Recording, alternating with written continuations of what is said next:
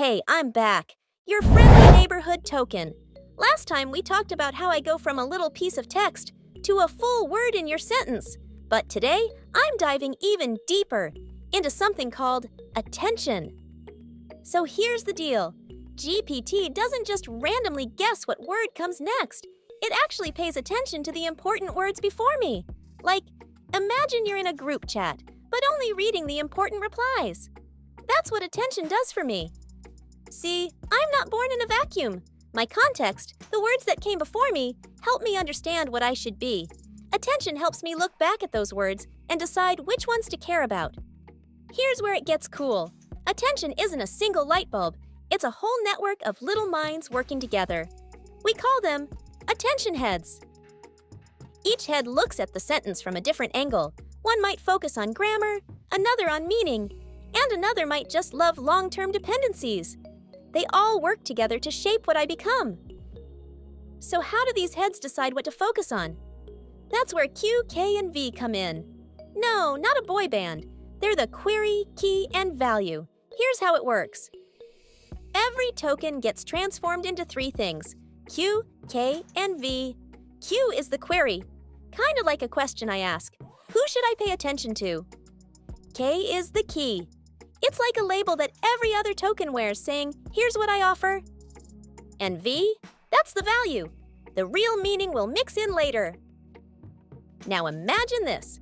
I, the query, go around meeting every key, like speed dating. For each one, I quickly decide, do we match?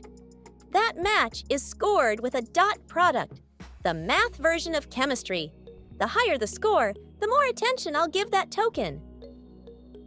Now, those scores, they go through something called softmax.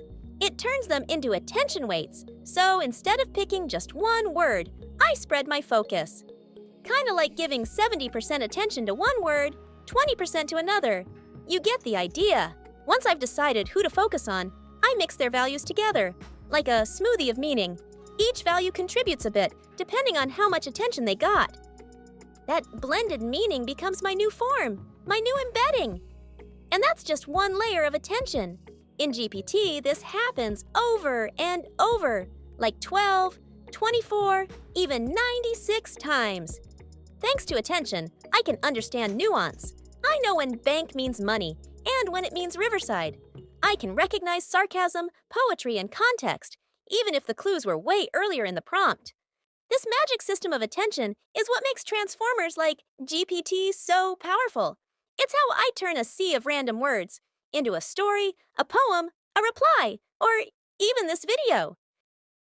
So next time you use ChatGPT, remember, behind every sentence, there's me, a tiny token paying attention, making meaning.